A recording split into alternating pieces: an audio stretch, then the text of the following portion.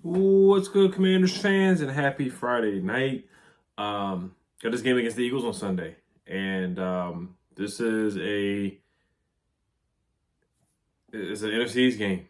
It's an NFC's game, so it's a pretty big game. Going on the road, going on Philly in a hostile environment. You already know I don't like their fans at all.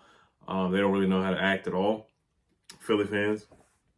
But it is what it is on that part. Yeah, Eric Bieniemy. So let's go over the storylines and we'll go over the injury report here before we get to the preview and keys to victory. But the storylines that I got is the tush push. Jack Del Rio talking about the tush push. It is a rugby move. It works really well. They do a great job of it. It just looks illegal. It feels illegal. It just feels like an illegal play because it works every single time. They're just bunched up and they're literally, pushing his tush, pause. And it works every time. So it does feel illegal. It is a rugby move. I do feel like they should step in and call a flag on it, but they're not. So we just have to be ready to defend it. They will get into the red zone. They're a good offensive team. They run the ball very well. Jalen Hurts has been up and down. Their offensive coordinator has been up and down. He got booed in the Vikings game. Then he woke up and decided to pass the ball a little bit and run the ball with DeAndre Swift instead of doing like a quarterback zone read run or a quarterback draw with Jalen Hurts. But Jalen Hurts has been a little rocky. He threw a pick in the Bucks game. He's been a little up and down to start off. He had an up and down game against the Patriots as well. It's only been 3 games, but he has not looked like the Jalen Hurts, the MVP candidate or the MVP candidate Jalen Hurts from last year, or the way he looked in that Super Bowl game. So we'll see how he looks on Sunday. Emmanuel Forbes versus Devontae Smith. We'll see how much he matches up against Devontae Smith. Of course, in the video before the season started, they asked him, who's the player looking forward to playing against, and Emmanuel Forbes said Devontae Smith. Devontae Smith did get the best of Emmanuel Forbes in college. Emmanuel Forbes was a young pup at the time in college, so let's see how he does against Devontae Smith. I'm intrigued to see how he plays against him. What else? Last year, of course, we did beat the Eagles. We stopped their undefeated streak, but that is last year. A lot of things have changed. A lot of roster moves have happened on our side. A lot of roster moves have happened on their side. Honestly, the keys to victory, is really sticking to the script. We got to do what we did last year. I know it's not going to happen the same way. We got so many turnovers last year. But as far as like running the ball and just playing keep away, that's exactly what we're going to have to do. We're not going to win this game throwing the ball 35 times, 40 times. It's just not going to happen that way. It's just not. And another thing, Bieniemy had his press conference. He said, I didn't know it was 19 sacks. My job is to be the coach and continue staying the course with our offense. I didn't like the answer that he said he didn't know it was 19 sacks. Not a fan of that at all. It kind of shows me that he's not aware. Now, I'm not going to read too much into that. He said he didn't know it was 19 sacks. I know he knows that Sam has gotten sacked many times. He's on pace to be sacked 100 times. Andrew Wiley has not played good football at all. This is a guy that Eric Bieniemy has brought in. And I just don't want him to say, I didn't know something. It just kind of reminds me of Ron Rivera when he said, I didn't know we could get eliminated when we lost to the Browns. And that did not sit with me well at all. So I don't want to hear Eric Bieniemy saying that I didn't know it was 19 sacks. You need to know it's 19 sacks because you need to make adjustments. You need to call a different game plan because it's starting to look Scott Turner-esque. And I don't want to overreact because it's one game. I praised Eric Bieniemy for the Broncos game. Thought he called a good game. The first half was bad. We got blown out in the first half. Marvin Mims went crazy. We just couldn't move the ball past the 50-yard line. We missed the field goal. And we were down by double digits in the first half. Then he woke up, started running the football, doing the screen game. That's where we played our best football. Arizona, it was looking ugly. Sack fumble, dropping Sam back many times. Second half, guess what? We run the football with Brian Robinson. We turn it into an ugly game. We control the game. We control the clock. Guess what? We win the game. So Eric Bieniemy just has to wake up in that first half. And I know the Eagles' defense is a darn good defense. They have a stout defensive line. Jalen Carter, Fletcher Cox, Brandon Graham, Josh Sweat. They have a darn good defensive line. So it's going to be tough to run the football against them, but you got to try. You got to try to establish the run. You can't just bail on the run and drop him back. This is not Pat Mahomes. So he has to realize you got a young quarterback and you really have to help your young quarterback with a run game. So let's get into the injury report here real quick, and then we'll move on to keys to victory. We'll wrap this one up. The defensive line, they got Jordan Davis, Georgia guy, Jalen Carter. So they have a legitimate defensive line. They do. Derek Barnett coming off the bench. They really do have a legitimate offensive line. Hassan Reddick, You know, he got a bunch of sacks last year, so they really have a legitimate defensive line. Now, Terry does cook Slay all the time. I'll talk about that in a little bit. But let's look at the injury report. So good news, Logan Thomas is going to play. Chris Rodriguez is going to be out with an illness. Percy Butler limited, but he's going to play. Malfoy is going to play with an elbow injury. Ben St. Juice with a neck injury, he's going to play. On the other side of the ball, Sidney Brown, their safety, did not participate. He's going to be out on Sunday, so that is something to pay attention to and look at. Justin Evans did not participate. I didn't see the Friday list, but I just saw a couple of updates that Sidney Brown is not going to play. Devontae Smith was on the injury report. He's going to play. Fletcher Cox is going to play. Cam Jurgens is going to play. Quez Watkins, not sure if he's out or not. I think I saw somewhere he's going to be out. Britain Covey, their returner, he's going to play. Zach Cunningham's going to play. Landon Dickerson's going to play. And Boston Scott is going to play. All right, so keys to victory number one. This brings me to Prize Picks. Make sure you guys sign up for Prize Picks. First-time users, you get 100% deposit match up to $100. If you use my promo code RealEdOliver, you get 100% deposit match. So my picks have been pretty darn bad. The last game it was bad because it was a blowout. I picked Josh Allen to get over pass completions. He would have got it if it wasn't a blowout. And then Brian Robinson to get over 14.5 rushing attempts. I think he would have got that too if it wasn't a blowout. He had 10 carries, and even in a blowout game, and you know they put Kyle Allen in the game instead of Josh Allen. So that's how bad it got. But I'm going to go with over on DeAndre Swift's 63.5 rushing yards. We got to stop the run. We'll at least slow down the run. It's going to be tough to do it. You know, they're a running team. Jalen Hurts is like another running back out there. DeAndre Swift, Boston Scott, Kenneth Gainwell. They have some really good rushers out there, and they have a really darn good offensive line. They're already pushing guys. You look at their offensive line against the Buccaneers. Their offensive line was basically already pushing guys up the field. DeAndre Swift was just running scot-free or just not even being touched. Like 2 yards, 3 yards, him running the ball. He wasn't even being touched. We cannot let that happen. If we got to put out that Cinco package, they like to call it, 5-man front, 2 linebackers to stop the run, so be it. You can go ahead and try that out. They got to be disciplined in their rush lanes, containing the edges, containing the rush lane discipline, stopping Jalen Hurts on those outside runs, those zone reads, quarterback draws, all the stuff they like to do, design runs for Jalen Hurts. But DeAndre Swift, man, he's had a heck of a season already. DeAndre Swift, when he was on the Lions, he cooked us really bad. I think there was a play where he caught a pass. He fell on the ground, caught a pass, got back up, and then ran into the end zone. That was what, last year when we played the Lions? So DeAndre Swift, he's a darn good running back. He's gotten over 100 yards. He's capable of getting 100 yards again very, very easily. Terry McLaurin, we got to target him. We got to get him the football often and early. We have to manufacture plays for him.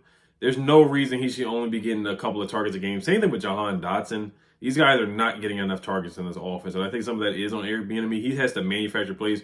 You see how and I got the over on Terry McLaurin, 53.5 receiving yards, because he's an Eagle slayer. His first game in his career, he had 100-something yards against the Eagles. Then last year, had 100-something yards against the Eagles, just cooking Slay up and down. Then Slay gets on his podcast the day after the game saying Terry McLaurin is, a top 5 receiver in this league or top 10 receiver in this league. Rightfully so. You should be saying that, Darius Slay. And then I got Logan Thomas getting over 2.5 receptions because Eric Bieniemy loves to use tight ends. Cole Turner got 4 catches last game. Logan Thomas had 4 catches the first game, and then he got 2 catches before he got injured. So if he would have played the whole game, he would have probably got 4 or 5 catches, 4 or 5 receptions. So those are my picks right there. But we have to target Terry McLaurin early, and often. No playing around with getting him the football because nobody can check him. He's an Eagle slayer. He's an Eagle killer. Pun intended with this Darius Slay. He is an Eagle slayer and an Eagle killer. All right. Defensive side of the ball, force a turnover. That's how we won. That's how we won the game last year. We have to win the turnover battle. I know it's a cliche, but Jalen Hurts, he has been throwing the ball in harm's way. You leave the Tampa game, he threw the ball in harm's way. The Patriots game, he threw the ball in harm's way. So he's been throwing the ball in harm's way, and you just got to catch the interceptions. We have problems with catching interceptions, so we have to take advantage of that and catch the interception. Kendall Fuller did a good job with catching the interception, so we just have to take advantage of the opportunities and just catch the football. Emmanuel Forbes is good at it. He did it against the Broncos. Derek Forrest dropped a pick against the Broncos. Percy Butler dropped an interception this year. So we just have to really take advantage of those opportunities. Force a fumble like last year. A.J. Brown punched the ball out. Quez Watkins punched the ball out like we did on Monday Night Football. Got to be opportunistic and do that. Now, the ball did bounce our way last year in the Monday Night Football game, but we're just going to have to step up and make plays and take advantage of any opportunities that we can get.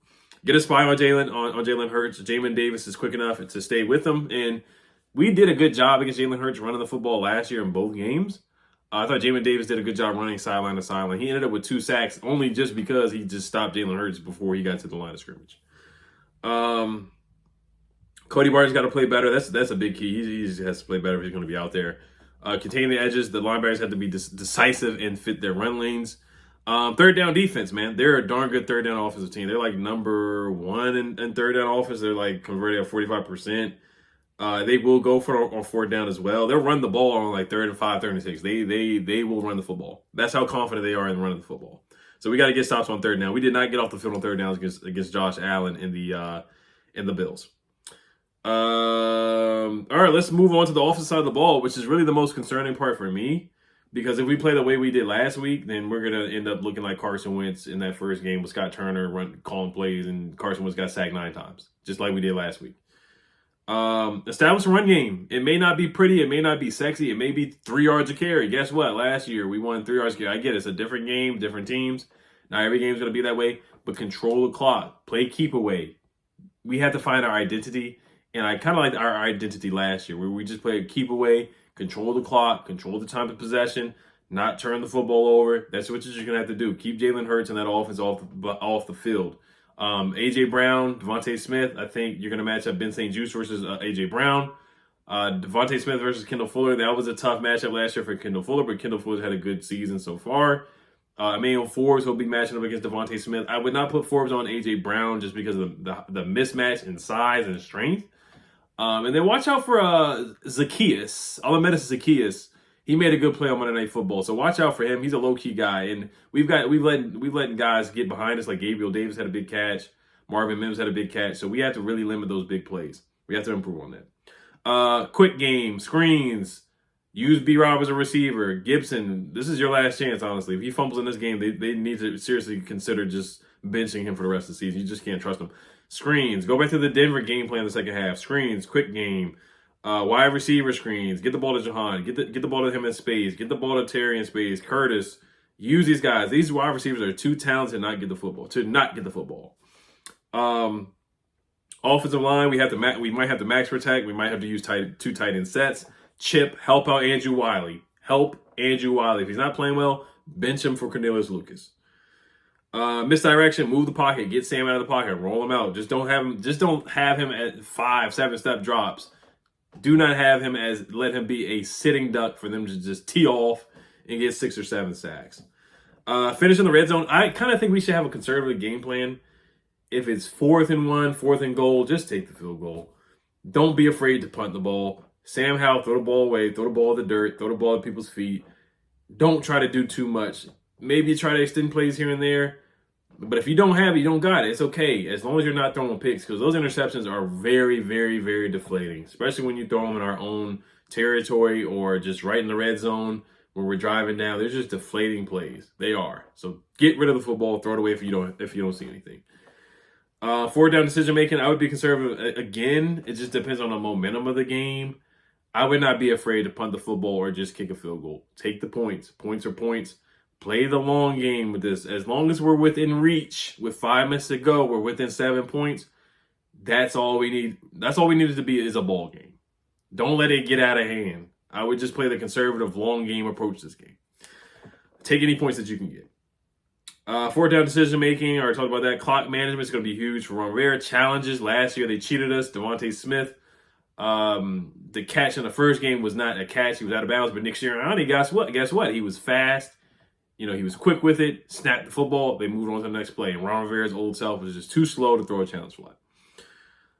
Sam Howell, protect the football. Use your legs, too, man. If you can run, you can run. Go ahead and run for a first down. If you got to, 5 yards, pick it up. Go ahead, use your legs. You are a mobile, athletic quarterback.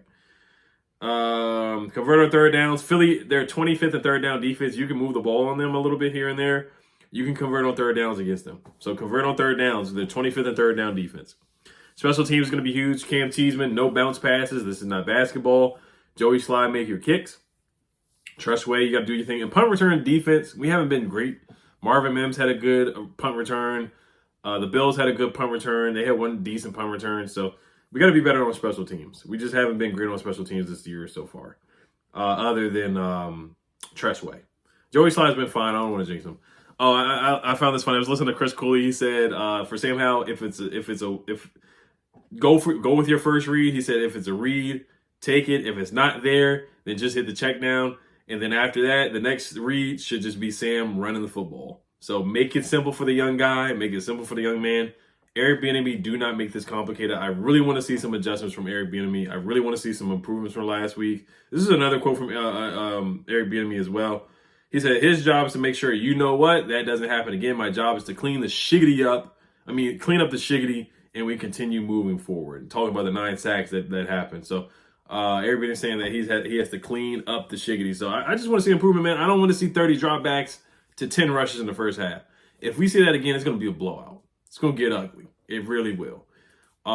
So here's my final prediction. I got us losing this game 24-13. It could be 24-12, 24-13, maybe 28-13, something like that.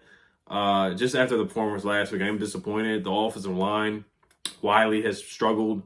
Lano has been up and down.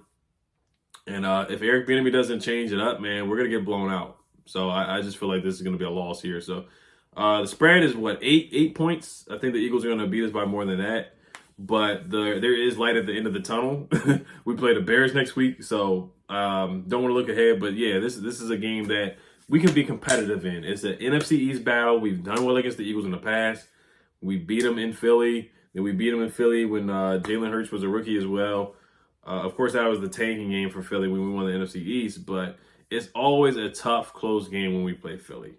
It typically usually is.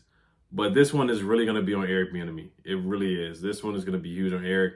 Chase Young, want to see a big game from him. Same thing with the whole D-line. John Allen, Deron Payne, they got to eat. Montez Sweat, Cam Curl, Derek Forrest, and those guys. I want to see those guys eat and play good football for sure. But it's really going to come down to Eric Bieniemy, his play calling, because if he sets up Sam for failure, then the defense is going to have to keep coming back out there. They had to keep coming back out there every time there was an interception, and they kind of got tired. They got worn down. James Cook ran for a 30-yard run, and Taylor Gibson fumbles. It's deflating for the defense. So the offense has to help the defense out. It's complementary football. That's how we won games last year. Complementary football, playing keep away, running the football, running the clock, time of possession. I don't care if it's 3 yards per carry. You're just going to have to establish a run instead of the pass, and to make the defense at least respect the run game. At least respect the run game. So, all right, you guys let me know what you guys think. What's your prediction for this game? If you guys disagree with me, let me know. Health Commanders, peace.